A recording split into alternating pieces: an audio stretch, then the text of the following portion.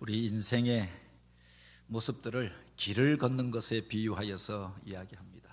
여기까지 오늘 우리는 어떤 길을 걸어 오셨습니까? 그 인생의 길을 걸어오면서 때때로 내가 원하지 아니하였던 일들을 당하고 힘들고 어려운 일들 속에서 그렇게 외로워하고 낙심하였던 적도 있지 않았습니까? 그런데 나 혼자 그 길을 걸어온 것이 아님을 기억하시기 바랍니다.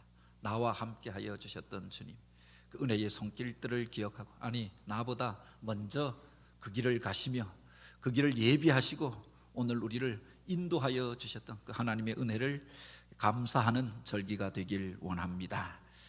어느 사회학자가 우리 시대의 문제들을 진단하면서 이런 이야기를 했습니다. 이 시대를 사는 사람들이 앓고 있는 가장 무서운 질병이 있다.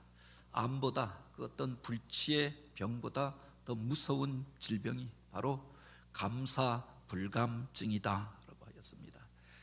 오늘 우리가 이전 시대에 살던 우리 부모의 세대보다, 우리의 조상들보다 얼마나 풍성한 시대에 또 많은 것들을 갖고 소유하고 누리며 살아가고 있습니까? 먹을 것이 없어서 굶주리고 끼니를 걱정하는 이들은 적어도 이 땅에는 없는 것 같습니다.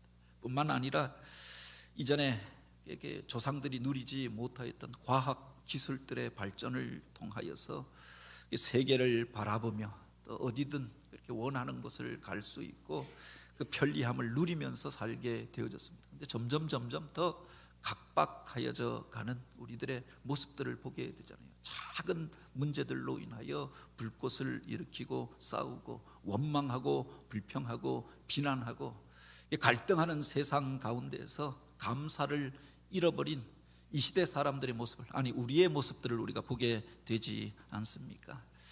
사람들이 많이 가져서 행복한 것이 아니라, 어느 자리에 올라가서 무엇을 성취해서 그렇게 행복한 것이 아니라 바로 소유가 우리에게 행복을 가져다 주는 것이 아니다라고 하는 것들을 우리들의 모습을 통해서도 우리가 확인할 수 있지 않습니까? 감사할 때 하나님이 주신 복을 누리고 행복을 누리고 살 수 있는 줄 믿으시기 바랍니다. 이 맥주 감사절을 지나며 1년의 중간에 우리가 우리 자신을 점검하고 왔던 길을 돌아보며 감사하는 때가 맥주 감사절이고, 이제 주실 은혜를 기대함으로 또 먼저 믿음으로 감사하며 나아가는 절기가 맥주 감사절입니다. 감사의 고백이 넘쳐나는 교회가 되길 원합니다. 감사에 대하여 이야기할 때 세 종류의 감사가 있다고 이야기합니다. 그 첫 번째가 만일의 감사이죠. if, 무엇을 주신다고 하면, 무엇을 얻는다고 하면, 무엇이 된다고 하면, 그 학교에 들어가면, 그 일이 되어지면 감사하겠다라고 하는 겁니다. 근데 사실은 이게 우리가 감사하지 못하는 조건이 또한 되어지는 것들을 보게 됩니다. 그 일이 이루어지지 아니하여서, 그 일을 성취하지 못하여서 여전히 그 문제 가운데 있으니 그래서 감사할 수 없다라고 합니다. 많은 사람들이 감사하겠다라고 하는데 감사하지 못하는 이유가 바로 이 만일의 감사 속에 담겨져 있었던 거죠. 두 번째 감사가 때문에의 감사가 있습니다. 무엇 때문에 나에게 은혜 주셔서, 좋은 직장 주셔서, 또 이렇게 건강을 회복시켜 주셔서 감사합니다. 감사를 아는 이가 참으로 복된 자가 아닙니까? 하나님이 주셨던 은혜를 기억하고 감사하는 것처럼 복된 것이 없지요. 그런데 때문에만 우리가 감사한다라고 합니다. 때문에 불평하게 되어지고 때문에 낙심에 빠질 때는 또 얼마나 많이 있습니까? 그래서 오늘 우리가 감사하지 못하고 그냥 주저앉아서 머물러 버리는 경우가 얼마나 많이 있느냐. 그 세 번째 감사가 그럼에도 불구하고의 감사입니다. 힘든 일이 있음에도 불구하고, 어려운 일들을 겪게 되었음에도 불구하고, 연약하여서 병상에 누워 있음에도 불구하고, 그래서 그 일에 실패하였음에도 불구하고 감사하는 이들이 있더라. 그 속에서 나를 만지시고 나를 빚어가시고 이미 주셨던 것들을 깨닫게 하시고 하나님의 은혜가 아니면 살 수 없음을 알게 하여 주심으로 인하여서 바로 그럼에도 불구하고 감사하는 이들, 이게 바로 성숙한 사람들, 하나님이 더욱 기뻐하시는 감사가 아닌가라고 하는 거죠. 하박국 3장에 그가 하나님 앞에 올려드렸던 감사가 바로 그것이 아닙니까? 1장에 보면은 없는 것 때문에 불평합니다. 하나님, 이게 무엇입니까? 이게 무엇입니까? 그래서 하나님 앞에 불평하고 탄식하고 원망합니다. 그런데 2장에 보면 그가 하나님 앞에 기도하잖아요. 만일 무엇을 주시면, 회복시켜 주시면, 이 나라를 좋게 하여 주시면, 내 소원을 이루어 주시면 감사하겠다라고 이야기합니다. 그런데 3장에 가서 하나님이 행하시는 그 놀라운 일들을 깨닫게 되고, 그가 그럼에도 불구하고 감사하였던 것 아닙니까? 무화과나무가 무성치 못하고 포도나무에 열매가 없고 감람나무에 소출이 그칠지라도, 밭에 먹을 것이 없고 우리의 양이 없고 외양간에 소가 없을지라도 나는 여호와로 인하여 기뻐하고 구원의 하나님으로 인하여 감사하리라, 찬송하리라 라고 고백하지 않았습니까? 원하고 바라기는 그럼에도 불구하고 하나님이 행하셨던 그 놀라운 일들을 기억하고 구원의 하나님을 향하여 찬양하고 감사하는 교회가 되길 원합니다. 맥주 감사절을 지나며 오늘 우리는 무엇으로 인하여 감사하고 있습니까? 성경을 읽다 보면은 때때로 이해가 되어지지 않고 마음으로 납득이 되어지지 않는 성경 구절들을 그렇게 보게 될 때가 있습니다. 그 중에 하나가 시편 119편에 나오는 고난당하는 것이 내게 유익이라 라고 하는 말입니다. 고난당하는 것을 원하는 이들이 없잖아요. 하나님, 고난이 없게 하시고 환난이 없게 하시고 장애물이 없게 하사 형통함으로 주님의 일들을 이루게 하소서, 우리가 그렇게 기도하지 않습니까? 그런데 고난당하는 것이 왜 유익이라고 또 그렇게 감사할 수 있느냐라고. 이 세상을 살면서 고난당하기를 원하는 사람은 없을 것입니다. 원하지 않고 피하여 가기를 원하는 바가 아닙니까? 그런데 또 세상을 살다 보면 내가 원하지 아니하지만 예기치 못한 고난과 환난과 또 사고를 당하여서 어려움을 겪게 될 때가 또 얼마나 많이 있느냐. 그래서 우리 인생을 가리켜 고해라고 이야기합니다. 고통에 찬 바다다, 잔잔한, 그래서 순전한 항해가 아니라 때때로 예기치 못한 풍랑으로 인하여 위험한 가운데 처하며 그렇게 그 두려움 가운데 사로잡힐 수밖에 없는 시간들을 보낼 때가 있잖아요. 우리 인생의 길을 광야길에 비유하여서 이야기하기도 합니다. 광야라고 하는 것은 길이 제대로 나 있는 길이 아니잖아요. 그냥 어디로 가야 할지 막막하기만 한, 그렇게 모든 것이 풍성하고 좋은 것들이 있는 것이 아니라 메마르고 거칠고 두려운 자리가 광야가 아닙니까? 그래서 우리 인생의 길을 광야길에 비유하여서 이야기합니다. 그래서 방황하고 어디로 가야 할지 모르니까 그래서 갈등하고 고민합니다. 잘못된 길로 가다가 방황하고 낙심하고 또 주저앉게 되어지는 것, 이게 우리 인생의 모습이 아니냐라고. 그런데 그런 고난을 우리가 왜 기뻐하고 유익이라고 말할 수 있느냐라고 하는 거죠. 그 뒤에 보면 시편 기자는 그렇게 이야기합니다. 고난 당하는 것이 내게 유익이라, 이로 말미암아 내가 주의 율례를 배우게 되었나이다 라고 했습니다. 고난 당하지 않아야했으면, 그런 어려움이 없었으면, 깨닫지 못하였을 터인데, 내가 원하여서 당한 고난이 아니었지만 그 고난을 통하여, 그 어려운 일들을 통하여 하나님의 뜻을 깨닫게 되어지고 고난 당하는 이들의 마음을 알게 되어지고 연약한 자로 우리 자신의 실체를 보게 되어지고 하나님을 의지하고 하나님을 더 깊이 체험하는 기회가 되어졌으니, 하나님의 율례를 알게 되어졌으니 이것이 나에게 유익이라 라고 고백하였던 거죠. 여러분의 삶의 자리 가운데, 우리들의 삶의 자리 가운데 고난이 있고 힘들고 어려운 일들이 있습니까? 그 속에서 우리에게 유익을 주시고자 하시는 하나님의 뜻을 깨닫게 되기를 원합니다.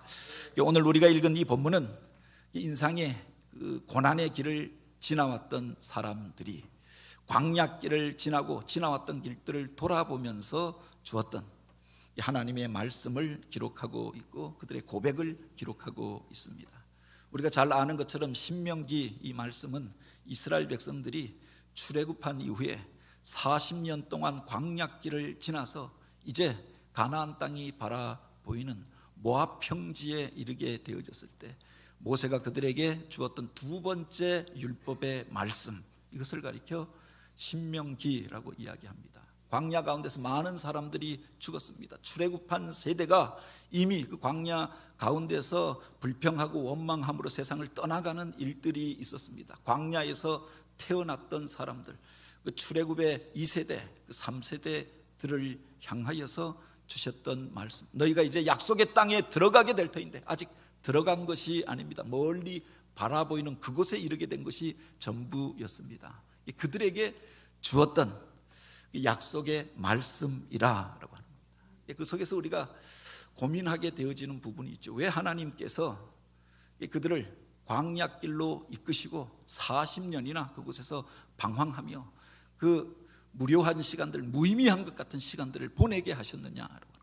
애굽에서, 이집트에서 지금 이스라엘 땅까지 사실 차로 달리면 몇 시간이면 갈 수 있는 길입니다. 서울에서 한 부산까지 달려가는 것처럼 길만 잘 닦여져 있으면, 전쟁과 갈등만 없으면 쉽게 왔다 갔다 할 수 있는 길입니다. 사람들이 걸어서 가면 일주일이면 갈 수 있는 길이 아닙니까? 어린아이들이 있고 또 잘 걷지 못하는 노인들도 있고 여러 가지 기물도 끌고 가야 했으니 넉넉 잡아도 3주간 20일이면 갈 수 있는 길이었습니다. 20일이면 갈 수 있는 길을 그들이 40년 동안 그렇게 광야길을 지나서 가야 했다라고 합니다.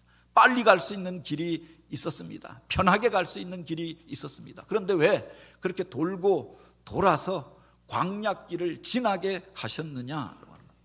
고대로부터 메소포타미아 문명이 일어났던 곳에서부터 이집트 문명이 일어났던 곳, 그 두 곳을 연결하여 주는, 그래서 수많은 사람들이 수천 년 동안 오고 가던 편하고 잘 닦인 길이 지중해 해안으로 그 해안길이 나 있었습니다. 그곳에 많은 도시들이 있었고 많은 사람들이 이미 살고 있었습니다. 그런데 그 길이 아니라 그 길로 가면 일주일이면 갈 수 있는 그 길을 넉넉 잡아 3주간이면 그 모든 사람들이 다 지나갈 수 있는 그 길을 두고, 편한 길을 두고, 많은 사람들이 다니는 길을 두고, 그렇게 탄탄대로 잘 닦여져 있는 그 길을 두고 왜 그 멀고 힘들고 거칠고 어려운 광야길로 나가게 하셨느냐라고 합니다. 그래서 우리가 지금도 사람들이, 그 출애굽한 백성들이 과연 어디로 지나왔는가, 그 길에 무슨 길이 잘 닦인 사람들이 다니는 길이 아니다 보니 어떤 사람들은 이 길이다, 어떤 사람들은 저 길이다 라고 이야기하죠. 시나이 반도의 그 외롭고 또 두렵고 거친 그 길을 그들을 지나게 하여 주셨다고 합니다. 왜 하나님께서 빠른 길이 아니라, 편한 길이 아니라, 쉽게 갈 수 있는 길이 아니라 광야길을 지나게 하셨느냐라고 하는 겁니다.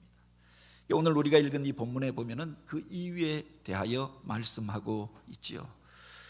신명기 8장 2절 말씀입니다. 내 하나님 여호와께서 이 40년 동안 내게 광야길을 걷게 하신 것을 기억하라. 이는 너를 낮추시며 너를 시험하사 내 마음이 어떠한지 그 명령을 지키는지 지키지 않는지 알려 하심이라 라고 했습니다. 이 길을 지나게 하시며 저들을 낮추시고 저들을 시험하여서 그 마음이 어떠한지 알려 하심이라 라고 했습니다. 왜 그 길로 가게 하셨느냐? 하나님께서 그들을 시험하시고자 하는 의도가 먼저 있었다라고 하는 겁니다. 우리 자녀들이 좋은 학교 가려고 하면 어떤 시험을 통과해야 합니다. 좋은 곳일수록, 복되고 귀한 것일수록 시험의 과정들이 빡센 것들을 보게 됩니다. 그냥 아무나 와도 좋고 누구나 갈 수 있는 것들은 시험이 없지요. 그냥 누구나 오라라고 이야기합니다. 그래서 들어가면 실망하게 되어지잖아요. 그런데 좋은 것일수록, 좋은 학교일수록 경쟁률이 치열하고 그 시험의 과정이 그렇게 어려운 것들을 보게 됩니다. 좋은 직장일수록, 누구나 가기를 소원하는 그곳일수록 시험의 과정이 어렵더라라고 하는 겁니다.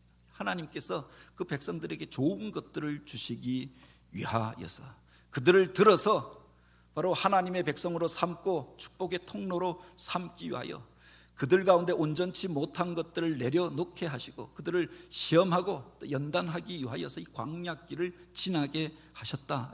너를 낮추시며 너를 시험하사 내 마음이 어떠한지 그 명령을 지키는지 지키지 아니하는지 알려 하심이라. 평상시에 편안할 때, 아무 문제가 없을 때는 그 사람의 본질이 드러나지 않습니다. 그런데 어려움을 당해 보면은 그 본심이 나오게 되잖아요. 그의 본 모습이 드러나게 되더라. 힘들고 어려울 때 어떤 사람들이 막 악다구니를 씁니다. 조금만 그렇게 힘들어지면은 예민한 반응을 보이고 짜증을 내고 다른 사람들을 향하여서 배려하지 아니하고 자기 것만 챙기는 사람들을 보게 되지요. 어려운 순간에 그 사람의 본래적인 모습이 드러난다라고 하는 겁니다. 참으로 인격이 잘 수양된 사람들은 힘든 속에서도 인내합니다. 다른 사람을 배려합니다. 그 마음속에 가득 차 있는 것들이 그 말을 통해서 나오고 그 행동을 통해서 나오게 되어져 있는 것 아닙니까? 어렵고 힘든 시간들을 지나게 하시고 광야길을 지나게 하시면서 그들을 시험하시고자 하는 의도가 있었다. 그 시험의 과정을 통과한 이들이 약속의 땅에 들어가게 되었다라고 합니다. 출애굽하였다고 그들이 다 가나안 땅에 들어간 것이 아니라 광야길을 지나면서 불평하고 원망하다가 우상을 섬기다가 엉뚱한 것들을 쫓아가다가 음란한 죄악에 빠져서 그 광야에서 그냥 죽어버리고 그 길을 다 가지 못하였던 사람들이 얼마나 많이 있습니까? 그들을 시험하고 그 시험의 과정을 통과한 이들에게 좋은 것들을 주셨음을 기억하시기 바랍니다. 뿐만 아니라 그 광야길은 그들을 훈련하기 위함이었다. 얼마 안 있으면은 올림픽이 있습니다. 올림픽을 준비하면서 예선전들이 있잖아요. 예선전을 하기 전에 국내에서도 대표 선발전이 벌어지게 되어집니다. 이것을 시험이라고 할 수 있겠죠. 수많은 사람들이 있는데 그 분야의 최고의 사람들, 나라를 대표해서 나갈 사람들을 그렇게 선발하는 겁니다. 시험을 보는 겁니다. 뽑혀진 사람들이 그냥 나가는 것이 아니라 이제 이 무더운 여름날 선수촌에 들어가서 훈련을 받잖아요. 또래의 친구들이 휴가 가고 여행하고 좋은 곳 찾아다니고 맛집 투어를 할 때 그들이 그곳에 가서 땀을 흘리면서 수고하고 그렇게 그 미래를 향하여서 훈련 받는 것 아닙니까? 바로 하나님께서 당신의 백성들을 귀히 쓰시기 위하여 제사장 나라로 삼아서 축복의 통로로 삼기 위하여 이방을 비추는 빛으로 삼기 위하여 광야길을 지나게 하셨던 거죠.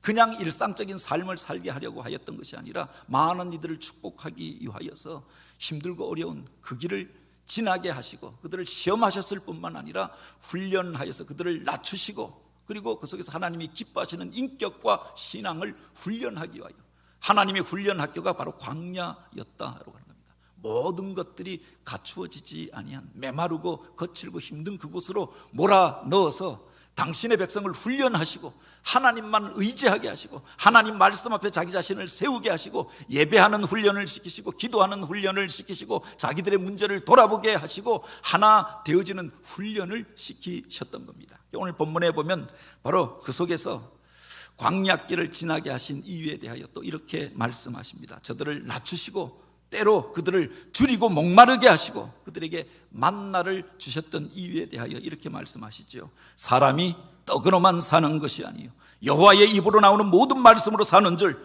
내가 알게 하려 하심이라. 사람이 자기 뜻대로 사는 것이 아니고 자기 계획대로 사는 것이 아니고 자기 힘으로 사는 것이 아님을 깨닫게 하시고 하나님을 의지하게 하시고 하나님의 말씀으로 그들을 훈련하기 위하여서 광야길로 그들을 부르시고 광야에서 그들을 만나주시고 그들에게 필요한 것들을 공급해 주셨다라고 하는 겁니다. 40년 동안 그들이 농사짓지 아니하고 하나님이 주시는 열매를 하나님이 주시는 만나를 먹으면서 광야길을 지나왔습니다. 사람들이 오늘은 무엇을 먹고 사나 오늘은 어디로 가야 하나 오직 하나님만 바라보게 하였던 것 아닙니까? 불기둥과 구름기둥을 세워서 바로 그들이 갈 길을 보여주시고 그들에게 만나를 내려서 일용할 양식을 먹게 하시고 때때로 그들의 필요를 아시고 메추라기 떼를 보내어서 그것들을 받아 먹으면서 기운을 차리게 하시고 반석에서 물을 내어서 마시게 하시고 하나님이 아니면 우리가 살 수 없는 존재임을 깨닫게 하여 주었던 거죠.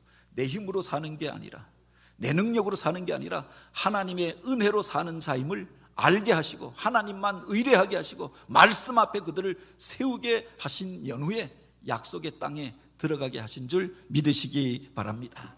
그들을 향하여 지금까지 왔던 그 길들을 너희가 기억하라 라고 이야기합니다. 신명기에서 계속 반복되어지는 말이 기억하라 라고 하는 말입니다.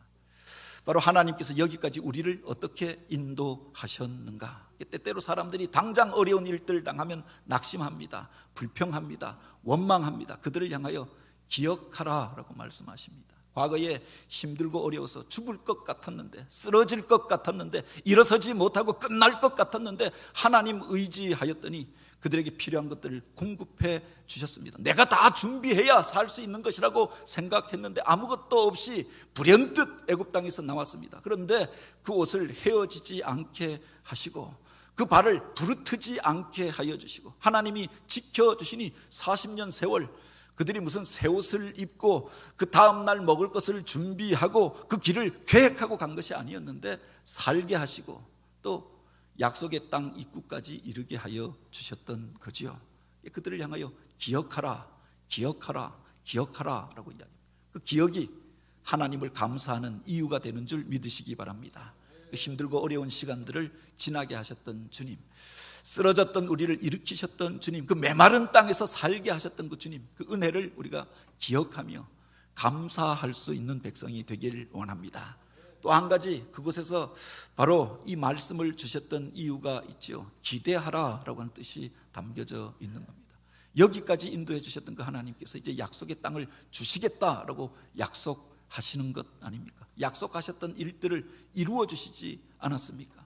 그들이 스스로 수고하여서 대적을 이겼던 것이 아니고 스스로 계획하여서 그 길을 왔던 것이 아닙니다. 하나님을 의지하고 그 불기둥과 구름기둥을 따라왔더니 살게 되어지고 여기까지 이르게 되어졌던 거지요. 하나님이 행하셨던 일들을 기억하게 될 때 그들이 갖게 되어졌던 것이 기대하는 것 아닙니까? 그 약속의 땅을 주겠다, 너희 조상들에게 약속하신 그 땅을, 기름지고 풍성한 땅을, 그리고 모든 것들이 그렇게 자유롭고 가능한 그 땅을 너희에게 주겠다라고 약속하였던 거죠.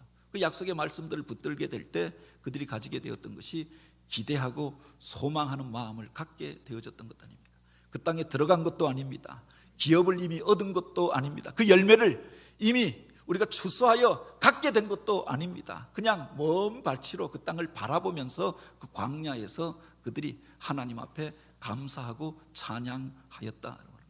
맥주 감사절의 의미가 바로 여기에 있지 않나라고 생각되어집니다. 맥주 감사절은 보통 시내산에서 말씀을 받은 절기와 맞닿아 있다라고 이야기합니다. 약속의 땅에 들어가서 첫 열매를 얻고 그 땅을 다 차지한 것도 아니었습니다. 그런데 그 땅을 주시고 첫 열매를 얻게 하셨으니 이제 더 좋은 것들로 채워주시고 그곳에서 더 많은 열매가 맺혀질 것들을 바라보면서 먼저 감사하였던 거지요. 한 해의 반을 지나오면서 여기까지 인도해 주셨던 주님, 그 속에 힘들고 어려운 일들도 있었지만 우리와 동행하여 주셨던 하나님의 은혜의 손길들을 기억하고 감사하는 우리가 되기를 원합니다. 하반기가 남겨져 있는데 6개월이 아직 남겨져 있잖아요.